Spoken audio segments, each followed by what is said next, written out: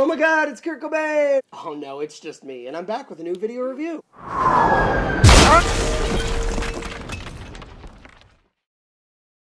Welcome to the video review of Lazerkick and Kickback. I'm reviewing the two together since it's the first time we've had any really good beasties in a while, and they both apparently seem to be related. Also because these are the first couple of figures I've gotten in a while that didn't have something intrinsically wrong with them. Starting with Lazerkick, it's nice to see some good old harkening back to the beasties, especially coupled with the obscure references of certain things that didn't even exist. And while I will forever hate Transformers Prime for perverting some of those things, I have to say it's nice to see a comeback. Lazerkick here is obviously a reference to the good old beastie Razorback, so you'll forgive me if a couple times throughout this video I accidentally call him that. While his name at first seems ridiculous, it actually has some merit, with his hidden attack that reminds me suspiciously of Kabuto. Lazerkick manages to place his strengths in his beast mode, with a design that initially turned me off. But after the whole Grimlock fiasco, I decided to place my money on this guy, and I'm really glad I did. Lazerkick is a nice throwback to the Beast Wars line, both in concept and in execution, while managing to be a unique individual in the TF lore. It more or less seems like a prerequisite at this point, but I still have to appreciate opening beast jaws. For everything this guy is trying to humbly live up to, I fully appreciate the blend of new material meshed with old foundation. Like I said, the design of this guy originally turned me off with his generic body, questionable color scheme, and suspicious lack of wings. But he turned out to be more likable for his small details rather than the big picture. Just everything about this guy comes together to make something that I truly love. Spiky bits, pointy teeth, opening jaws, wicked design, dog-leg look. He's got much better posability than the four-legged beasties of old. The lack of mobility in his tail is disappointing, but at least it's frozen in a cool position. I love how the admittedly long projectile stem is hidden, and that's probably the only reason I haven't shortened it yet.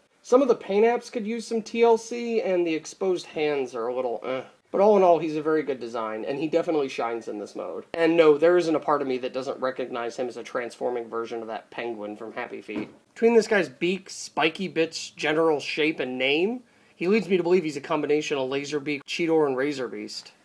Laserbeak! Cheetor! Razor Beast! DNA Digiball 2!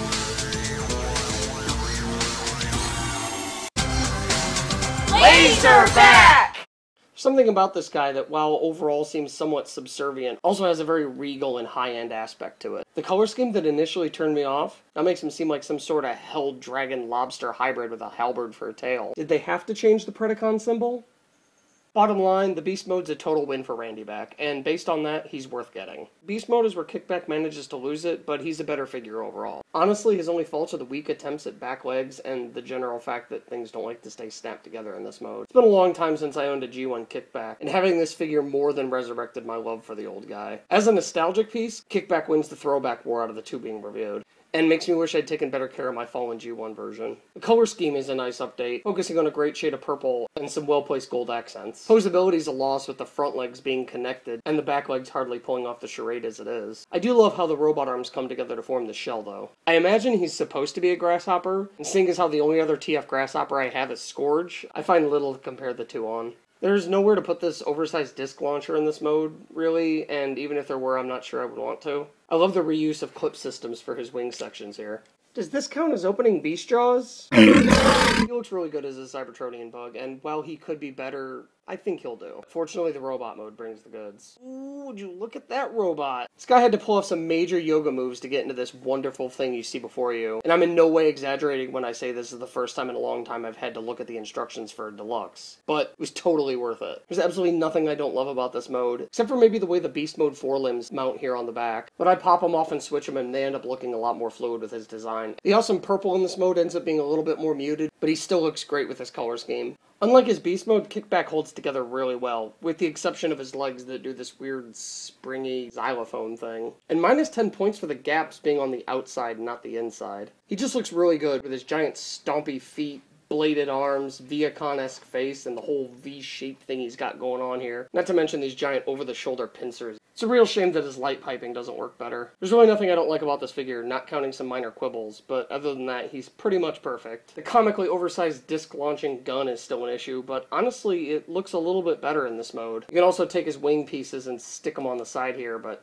I don't know why you would. And it doesn't even work very well. With no issues with posability and the whole design just looking amazing, This mode easily gets a 10 out of 10. Despite the coolness of his beast mode, Randy back here manages to lose all the mystique of his beast mode by turning into the penguin.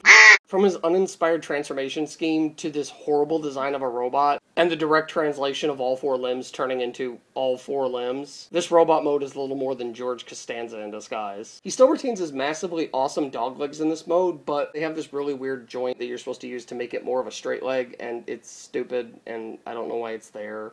Fail. The voids where the hands used to be on the forearms are still ever present, and now there are these giant dragon paws on the lower end of the forearms. There's nothing about the transformation of the limbs that's inventive or inspiring or anywhere near cool. With the exception of the shoulder pads, these arms are terrible. I am pretty impressed with the way the beast head tucks inside of the torso, and while I would like it to be more visible, I have to admit it's pretty cool the way all the panels fold up over it.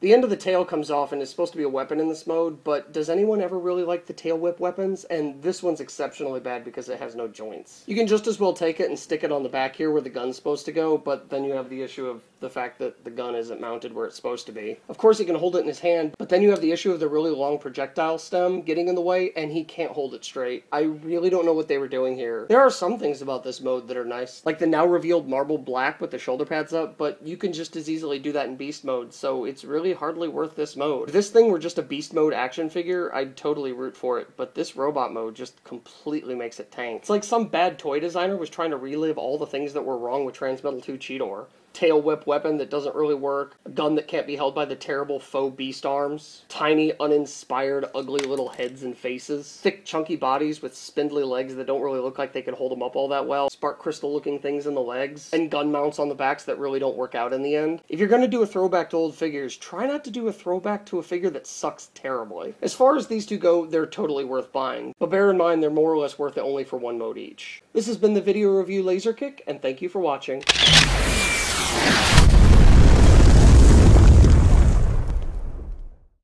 I know what Kurt Cobain looks like.